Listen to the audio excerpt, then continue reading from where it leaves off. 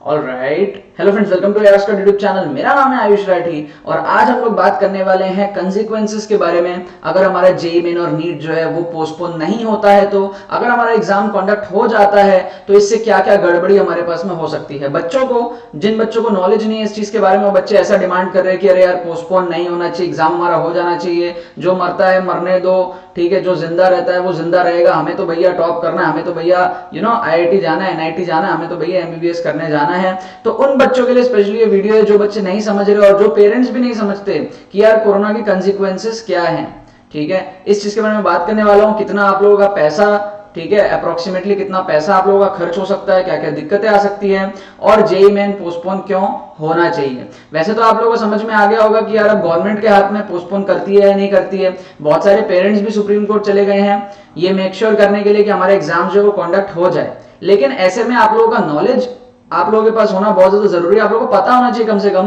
कि अगर एग्जाम होता है तो उसके कंसिक्वेंसेस क्या है और नहीं होता है तो उसके बेनिफिट्स क्या है। ठीक है, क्या किन किन चीजों से आप बच सकते हो। सबसे पहले मेरे पीछे आप लोग ग्राफ देख सकते हो। आप लोग देख सकते हो फ्लड जो हमारे पास में है बिहार में, फ्लड के जोन्स आपको दिए गए हैं। और यहां पर भी आप देख सकते हो corona virus covid cluster hotspots in India. तो आप लोगों को देख के मतलब बताने की जरूरत नहीं, आप लोगों को पता है, आप लोग डेली डेली न्यूज देखते हो, कितने हमारे पास में केसेस आ रहे हैं, क्या चल रहा है, सारी चीजें आप लोगों को पता है। हम लोग बात करते हैं कुछ बच्चों के बारे में जिनकी थिंकिंग ऐसे हो गई है कि यार जो मरता है मरने दो, जो जिंदा रहता है वो जिंदा रहे, हमें तो भैया एग्जाम देना, हमें तो भैया टॉप करना है। ठीक है, तो ये देखो एक बच्चा है तरुण कुमार। मैं आप सबके कमेंट्स को रिस्पेक्ट करता हूं, लेकिन जैसे आप लोग अपना पॉइंट ऑफ व्यू रखते हो वैसे मेरा भी पॉइंट ऑफ व्यू रखना यहाँ पर बनता है, ताकि जो क्राउड है, जो आप लोगों को नॉलेज की कमी है, जो आप लोग मिसगाइड होकर बैठे, आप लोगों की थिंकिंग जो गलत डायरेक्शन में है उसको मैं थोड़ा सा ठीक कर पाऊं। तो यहाँ पे तरुण कुमार कह रहे हैं ना, long run everyone ultimately has to die. Long run में सबको अल्टीमेटली मरना ही है, तो आज क्यों ना मरे, सो व्हाई नॉट टुडे। ठीक है, please conduct JEE NEET out of 25 lakh plus candidate if 1 to 1000 students and their family got infected and ultimately die in a country of 150 plus crore population, few thousands life नहीं life होता है, few thousands life doesn't matter। ठीक है, few thousands life don't matter, think logically, these life don't matter, we live in India, we would think that we sacrifice ourselves for toppers bright career।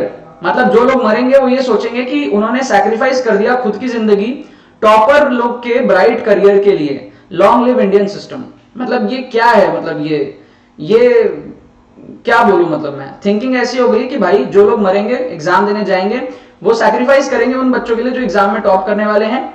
ठीक है, और अगर थोड़े बहुत हजार लोग मर भी जाते हैं 25 लाख में से और उनकी फैमिली भी अफेक्टेड हो जाती है और मर भी जाती है, तो इसमें कोई हमको यहाँ पर फर्क नहीं पड़ता। यार एक बात सोचो, उन 1-2 हजार में अगर आप खुद आते हो, जिन भी बच्चों की ऐसी सोच है, अगर आप खुद आते हो, अगर आपको एकदम ऑफिशियली डिक्लेयर कर दिया जाए कि आप मरने वाले हो अगर आप एग्जाम देने गए, तो आप क्या ये सेम थिंकिंग रखोगे या आप बोलोगे नहीं भाई पागल है क्या, एग्जाम देने नहीं जाना है। राइट, खुद पे आते तो समझ में आता है। आप लोग देखते हो प्रोबेबिलिटी कि यार 25 लाख में से 1-2 हजार को होगा, तो हम तो बाकी 24 लाख 98,000 में से हैं, तो आपको लगता है कि हमको नहीं होगा, ये आप प्रोबेबिलिटी देखते हो।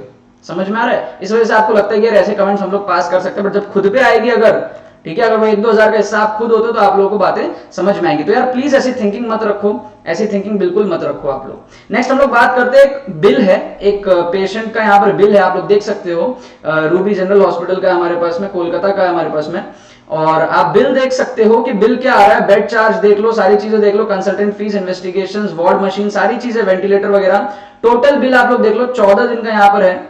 ठीक है, 10,39,000 को हिंदी में क्या बोलते हैं, 10,39,000। ठीक है, 39-40 शायद 39 बोलते होंगे, लेकिन 10,39,000 हमारे पास में यहाँ पर बिल है एक पेशेंट का। तो ये आप लोग समझ सकते हो अगर कोरोना हुआ तो आपके कंसिक्वेंसेस क्या होने वाले हैं। ठीक है, अगर आपको हो गया, आपके पेरेंट्स को हो गया और 3-4 जनों को एक ही घर में हो गया तो क्या हालत हो जाएगी, फाइनेंशियल कितने क्राइसिस आ जाएंगे आपके पास में। समझ में आ रहा है आप लोगों को। तो ऐसे आप हवा में मत उड़ो, क्योंकि आप लोगों को बिल्स पे नहीं करना है। जो भी पेरेंट्स वगैरह है ना जो पिटीशन फाइल किए हैं कि यार एग्जाम हो जाना चाहिए, वो उनके पास अच्छा खासा बैकअप है।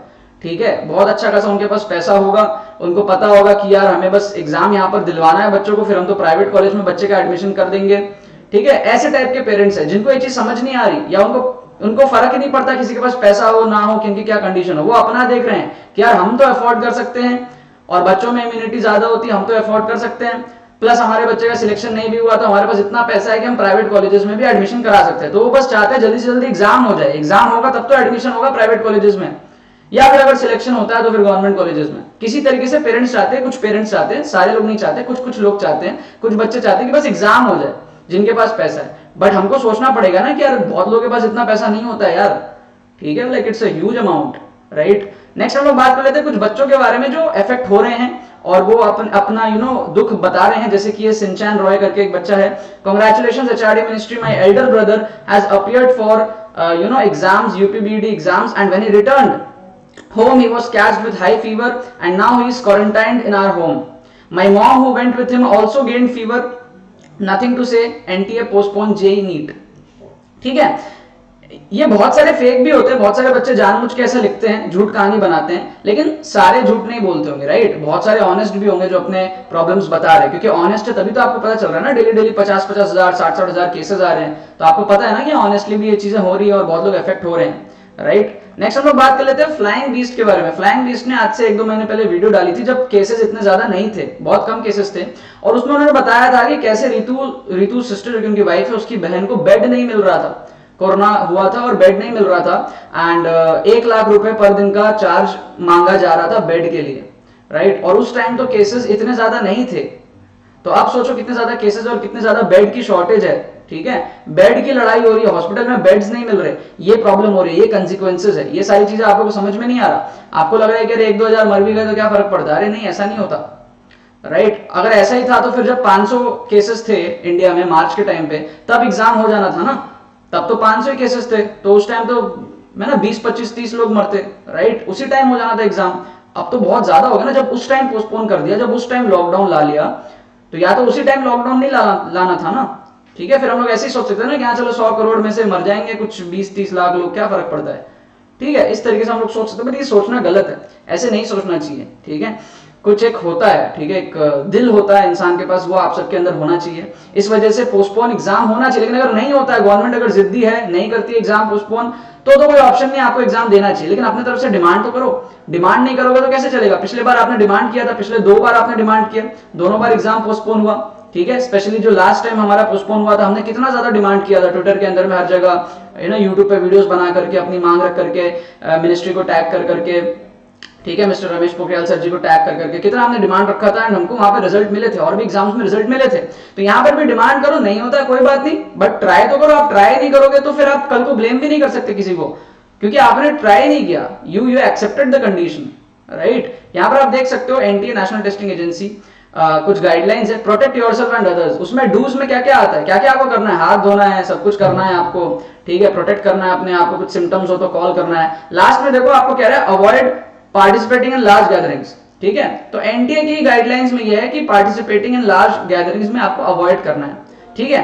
और ये चीज बहुत अच्छे से फॉलो हो रही है एग्जाम सेंटर के अंदर। आप समझ सकते हो कि अगर हम एग्जाम सेंटर के अंदर की बात करें तो ये चीज बहुत अच्छे से फॉलो हो रही है, राइट। बच्चे सेंटर्स बढ़ा दिए गए हैं, सोशल डिस्टेंसिंग में एग्जाम हो रहा है, सब कुछ बढ़िया है, फोटो वोटो भी निकल के आ रही है कि हाँ भाई प्रॉपर तरीके से एग्जाम हुआ है। लेकिन प्रॉब्लम ये है ना कि वो जो बच्चे जो एग्जाम देने जा रहे हैं ना, उनके पेरेंट्स बाहर रहते हैं, बाहर वो क्राउड इकट्ठा कर लेते हैं, राइट। बहुत सारे पेरेंट्स होते हैं, क्योंकि जगह नहीं है ना यार, जगह होगा तो कोई क्यों क्राउड इकट्ठा करेगा। हम लोग बोलेंगे कि यार वो पेरेंट्स इमैच्योर है, लेकिन यार जगह भी तो हो, जगह हो तब तो वो अपने आप को कहीं ना कहीं सेटल करे। जितने बच्चे एग्जाम दे रहे हैं तो उन सबके पेरेंट्स भी तो हैं, तो उनके लिए तो कोई सेंटर्स नहीं है ना, बैठने की इतनी जगह नहीं है ना, ये सारी चीजें सोचनी चाहिए। ट्रैवल कर रहा है इंसान, पब्लिक ट्रांसपोर्ट में ट्रैवल कर रहा है एक जगह से दूसरी जगह, तो उसमें भी तो हमारे पास में सोशल डिस्टेंसिंग की धज्जियां उड़ जाती है, राइट। और ये बोलने की चीज नहीं है, आप लोग सोशल मीडिया पे वीडियोस फोटोग्राफ सारे देख सकते हो, कैसे कैसे एग्जाम्स कंडक्ट हुए हैं, क्या क्या हमारे पास में सोशल डिस्टेंसिंग कितना फॉलो हुआ है। अब सिंपल सी बात है, मान लो बच्चा अंदर एग्जाम दे रहा है, बच्चा एकदम सेफ है, बच्चा बाहर निकलता है, लेकिन उतने में उसका जो पेरेंट है जो बाहर क्राउड में था, क्योंकि उस पेरेंट के पास कोई ऑप्शन ही नहीं था, ठीक है ना। अब आप बोलोगे होटल ले लो, ये ले लो, भाई नहीं होता, सबके पास इतना पैसा नहीं है, सब कहने की बातें होती है, ठीक है।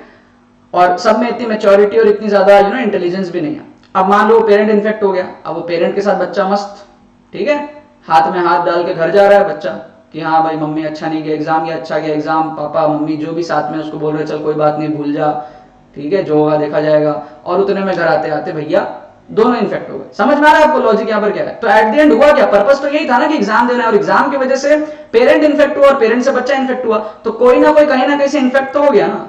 तो इसीलिए ये जेईई मेन और नीट को पोस्टपोन करना चाहिए, एग्जाम नहीं होना चाहिए अभी, ठीक है। बाकी अगर हो गया तो हम लोग कुछ कर नहीं सकते, मैं अपनी पॉइंट ऑफ व्यू रख सकता हूं, ठीक है। अगर 500 केसेस में अगर एग्जाम पोस्टपोन हो सकता है तो फिर इतने ज्यादा केसेस में तो डेफिनेटली होना चाहिए। गाइडलाइंस जो भी है ना, एसओपी ये सारे जब इतने ज्यादा क्राउड आते हैं ना तो कोई काम में नहीं आता, ठीक है। सब कहने की चीजें हैं ये गाइडलाइंस वगैरह, जब इतना ज्यादा क्राउड एक्चुअल में दिखेगा तो ये सारी चीजें कोई फॉलो नहीं करता। मैं खुद ट्रैवल किया हूं, मैंने तो आज से 2 महीने पहले 2.5 महीने पहले मैं ट्रैवल किया था, कोटा से लेकर मैं दिल्ली तक आया था, ठीक है। तो सारे गाइडलाइंस को मैंने देखा था, रास्ते में क्या गाइडलाइंस थी, ट्रेन में क्या गाइडलाइंस थी, सारे गाइडलाइंस ही थे कैसे क्या करना है, लेकिन फिर भी धज्जियां उड़ चुकी थी, ठीक है। हालत खराब थी पूरे ट्रेन की, और ट्रेन के बाहर लाइन की, कुछ नहीं फॉलो हो रहा था, ठीक है। और ऐसा ही होता है हर जगह। अब आपके ऊपर है, आप लोग इसकी मांग करो या ना करो। मेरा पॉइंट ऑफ व्यू था, आपको मैंने बता दिया, आपको समझा दिया। जिन भी बच्चों का ऐसा ओपिनियन है कि पोस्टपोन नहीं होना चाहिए, थोड़ा सा समझ जाओ, और जो बच्चे पहले से चाहते हैं पोस्टपोन हो, उन सबको सैल्यूट है। इस वीडियो को लाइक करना मत भूलना, शेयर करना मत भूलना बाकी सारे फ्रेंड्स के साथ, ताकि वो भी इस प्लेटफॉर्म का मजा उठा सके। बाकी तो बहुत बहुत धन्यवाद इस वीडियो को देखने के लिए, बने रहिए यार।